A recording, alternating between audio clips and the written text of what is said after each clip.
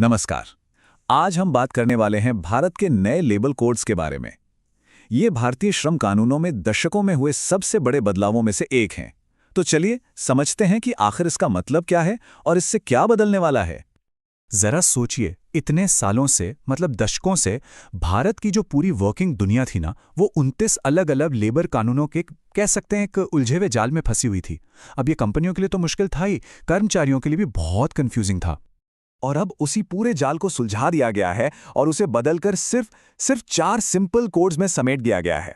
मकसद बिल्कुल साफ है, सब कुछ आसान और स्पष्ट हो। तो सबसे बड़ा सवाल यही उठता है ना, कि ये जो 29 कानूनों से 4 कोड्स का बड़ा बदलाव हुआ है, ये रोजमर्रा के काम पर, सैलरी पर असल में कैसे असर डालेगा। चलिए इसको एक एक करके समझते हैं। तो सबसे पहले ये समझना जरूरी है कि भाई इस सुधार की जरूरत ही क्यों पड़ी। देखिए, इसका मेन मकसद है भारत में काम करने के जो नियम कानून हैं उन्हें आसान बनाना और सबसे जरूरी आज के जमाने के हिसाब से मॉडर्न बनाना। तो ये हैं वो 4 नए कोड्स जो अब भारत के लेबर लॉ की नई नींव हैं। एक है वेतन पर, दूसरा औद्योगिक संबंधों पर, तीसरा सामाजिक सुरक्षा और चौथा काम की जगह पर सेफ्टी और हेल्थ को लेकर। मतलब इन्हीं चारों में अब वो पुराने सारे कानून आ गए हैं। ठीक है, तो कोड्स तो समझ आ गए, लेकिन सवाल ये है कि इन कोड से कर्मचारियों को असल में क्या नए अधिकार या फायदे मिल रहे हैं। चलिए कुछ सबसे बड़े बदलावों पर एक नजर डालते हैं। 2 बहुत ही अहम बदलाव हैं जिनका सीधा मकसद है हर नौकरी को ज्यादा फॉर्मल बनाना। पहला, अब हर कर्मचारी को एक लिखित अपॉइंटमेंट लेटर देना जरूरी होगा। इससे क्या होगा? इससे भूमिका और शर्तों को लेकर कोई कंफ्यूजन नहीं रहेगा। और दूसरा, जो फिक्स टर्म कर्मचारी हैं उन्हें भी अब सिर्फ 1 साल की नौकरी के बाद ग्रेच्युटी का फायदा मिलेगा। और ये शायद सबसे बड़े और क्रांतिकारी बदलावों में से एक है। वो है सोशल सिक्योरिटी का दायरा बढ़ाना। सोचिए, पहली बार गिग वर्कर्स और प्लेटफॉर्म वर्कर्स, मतलब जो डिलीवरी वाले हैं, कैब ड्राइवर्स हैं, उन्हें भी प्रोविडेंट फंड और इंश्योरेंस जैसे फायदे मिलेंगे। अच्छा, अब आते हैं काम के घंटों पर।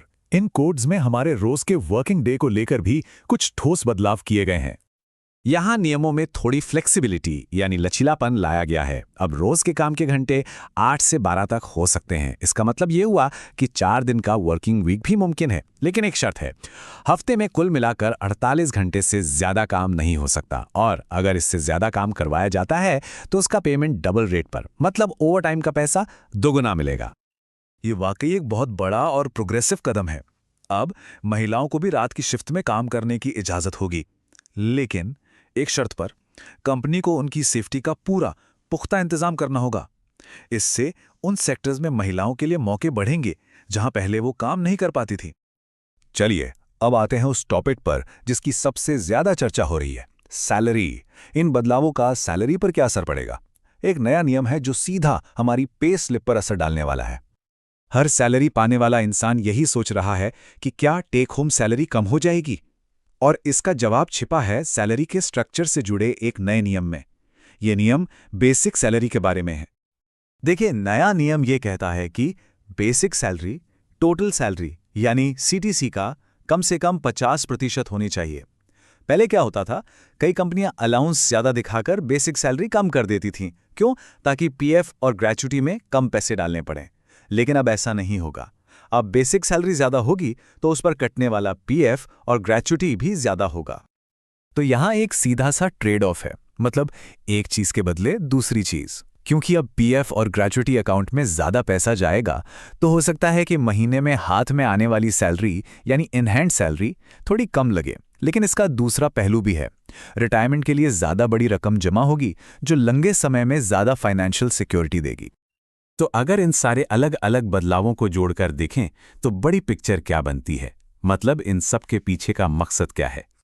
देखिए, जो मुख्य लक्ष्य हैं वो ये हैं, ज्यादा से ज्यादा वर्कर्स को फॉर्मल इकोनॉमी में लाना, उनकी सोशल सिक्योरिटी को मजबूत करना और काम करने के माहौल को आज के जमाने के हिसाब से मॉडर्न बनाना। ये सब मिलकर भारत की वर्कफोर्स को भविष्य के लिए तैयार करने की कोशिश है। लेकिन आखिर में इन सारे सुधारों की असली कामयाबी इस बात पर टिकी है कि इन्हें जमीन पर कितनी अच्छी तरह से लागू किया जाता है।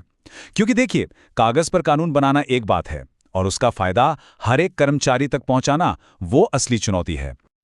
और यहीं पर ये पूरी बात हमें एक बड़े सवाल के साथ छोड़ जाती है। क्या आज हाथ में थोड़ा कम कैश लेना आने वाले कल की ज़्यादा सुरक्षा के लिए एक सही सौदा है? इस सवाल का जवाब शायद हर किसी के लिए अपनी अपनी परिस्थितियों के हिसाब से अलग होगा।